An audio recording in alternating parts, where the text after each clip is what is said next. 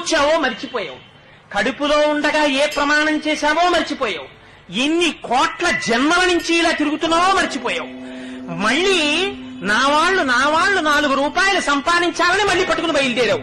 ఇంత సంపాదించి నువ్వు పట్టుకెళ్లేదేముందో చూపించు. ఇంతకాలం నా కొడుకు నా కూతురన్న కాయము లోపల జీవుడు ఒక్కసారి ఉత్క్రమణం అయిపోయాడా? ఆ కొడుకొచ్చి నిలబడ్డా, కోడలొచ్చి నిలబడ్డా, కూతురొచ్చి నిలబడ్డా ఏమర్రా రెప్ప వెయ్యదు, మాట వినదు. మరి దేని గురించి రానికి తాపత్రయం? ఇవన్నీ కాకుండా ఇంకొకటి ఉన్నది అన్న నమ్మకం నీకుందా? నీ ఊపిరి తీయిస్తున్నవాడెవరు? నువ్వు తిన్న అన్నాన్ని జీర్ణం చేస్తున్నవాడెవరు? నీ కంటికి చూపుగా నిలబడి చూపిస్తున్నవాడెవడు? నీలో తృప్తిగా భాషిస్తున్నవాడెవరు? వాడెవరో ఎప్పుడైనా ఆలోచించావా? వాడికి ఒక నమస్కారం చేద్దామని ప్రయత్నం చేశావా?